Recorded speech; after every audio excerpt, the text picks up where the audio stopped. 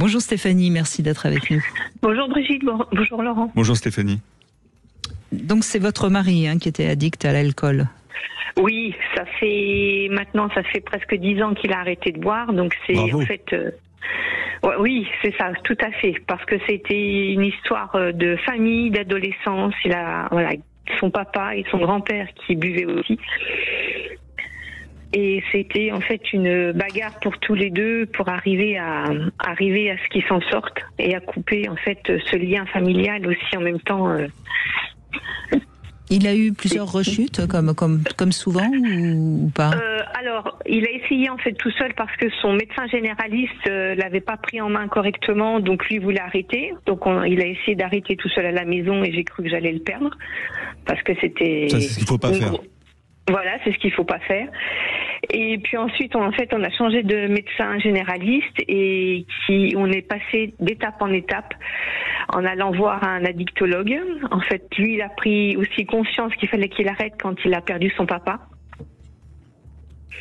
Et ça a créé un déclic. Et puis petit à petit, en fait... Qui est mort à cause de l'alcool, son père? Oui, à cause de l'alcool, oui. À cause d'une cirrhose au foie. Ah ouais. C'est 50 000 morts par an, je crois, l'alcool. L'alcool, c'est 41 000 morts par an. C'est ça, et 70 000 75 le tabac. Ouais. Bon, j'étais à peu près dans les chiffres. Ouais, pas mal. Pas mal. Vous êtes une bonne addictologue, Brigitte. Oui, donc ça a été bien sûr, un appel fort quand même quand on voit. Oui. Quand on voit un parent qui s'en va pour ça, et puis c'était ça, et moi j'étais prête à partir, à le quitter parce que c'était aussi pour protéger mes enfants. Et même pour vous-même, même pour vous. Voilà. C'est difficile. Oui. Hein. C'est difficile, mais en premier, en général, quand on est maman, on le fait pour ses enfants. Parce que je suis tout le temps passée après mes enfants et après mon mari. Il n'y a pas très longtemps, en fait, il y a que quand mon mari s'est arrêté de boire où j'ai commencé à m'occuper de moi. Et voilà, le chemin est fait et aujourd'hui, en fait, notre couple est toujours debout, nos enfants vont bien, tout le monde va bien. Super. On arrive à se reconstruire de jour en jour et voilà, on est plus fort qu'avant. Et il n'a plus du tout de suivi ou il a encore un suivi de fond? Non, il n'a plus de suivi. Après, c'est vrai qu'on se soutient tous les deux parce que moi, j'avais fait du coup prise de poids, addition au sucre pour essayer de tenir le choc. Ouais. Et en fait, maintenant, on fait tous les deux du sport. Et moi, je fais attention aussi de ne pas revenir addict au sport parce que on y va presque 4 fois par semaine tous les deux. Mais c'est un peu notre... Alors, qu'est-ce que vous faites comme sport? Je fais en général du HIIT ou du crossfit. Dans salle alors? Oui, en salle, oui. Bon, c'est bien. Vous faites quoi, une heure à chaque fois? Entre 1h30 et 2 heures par jour. Quand ouais. même, quand même. Ah, quand même. Vous fois m'intéressez, Stéphanie.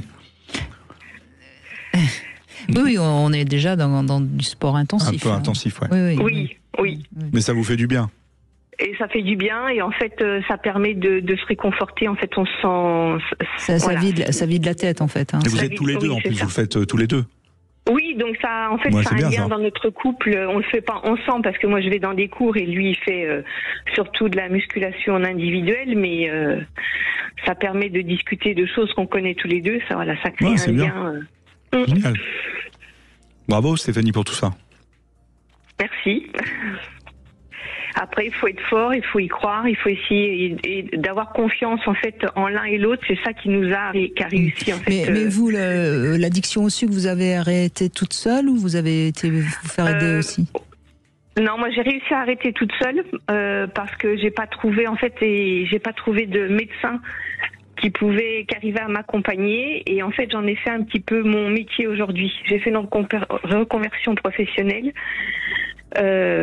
Pour accompagner les gens sur la pleine santé parce que c'est difficile quand on a des problèmes comme ça en fait de trouver des personnes qui sachent écouter sur la nutrition, sur tout l'ensemble et j'en ai fait un petit peu mon cheval de bataille aujourd'hui.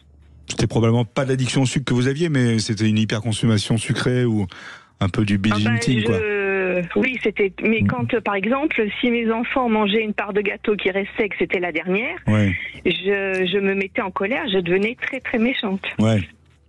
Mais pourquoi? Parce que Parce que l'envie était plus forte et que en fait ils étaient passés avant moi et que j'arrivais en fait à. Ouais, c'était du sucre émotionnel, quoi. Combler, c'est ça, c'était sur les émotions. Oui, parce que du coup c'est comme si on s'intéressait pas à vous, comme si on vous oubliait, quoi. Oui, c'était pour le réconfort en fait intérieur. Oui. Ouais.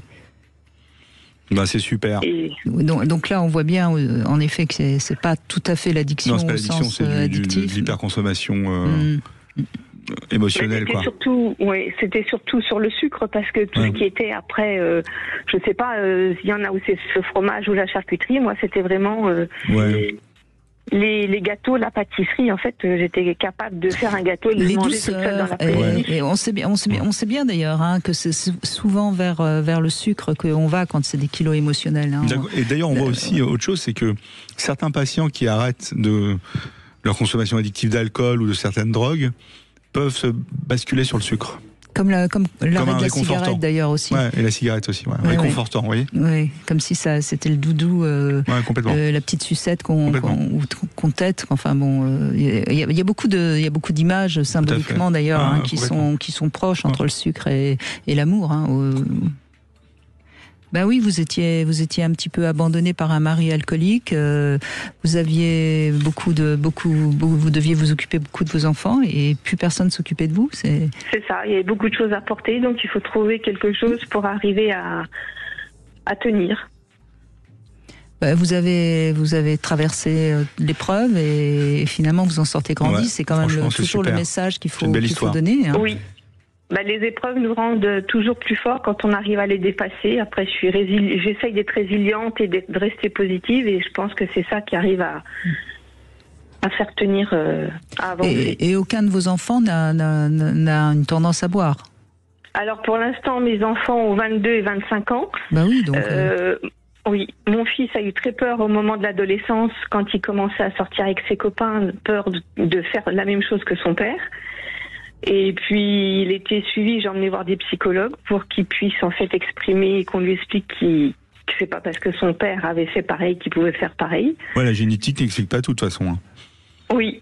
Et du coup, il a compris, il a en fait enlevé les peurs, et puis aujourd'hui, il vit sa vie tout à fait normalement, à faire des soirées avec ses amis sans... Oui, donc on voit bien que là, il n'y a pas du tout eu de tendance à boire de la part de vos fils. Et ça peut être un facteur protecteur de toute façon, quand il y a des choses comme ça dans les familles. Surtout pas faire comme papa. Ou maman. Oui, c'est ça. Ou maman, oui, parce qu'il y a malheureusement de plus en plus de femmes alcooliques. C'est d'ailleurs assez problématique, parce que la femme en plus supporte beaucoup moins l'alcool sur le plan de la santé, etc. On les voit plus à l'état de complication après quand elles viennent en consultation. Oui. Écoutez, joli parcours, Stéphanie. On peut s'en sortir, oui. Oui, c'est aussi un message positif pour tous les auditeurs qui écoutent, que en fait, si on reste, si on prend la force, on peut y arriver. Attention quand même à pas vous faire mal au sport, parce que sinon ça pourrait poser un problème. Donc soyez prudente. Oui, ça arrive des fois. Oui, c'est déjà arrivé, donc il faut apprendre à écouter son corps et pas aller trop loin. Exactement. Écoutez-vous. Merci Stéphanie. Merci Stéphanie.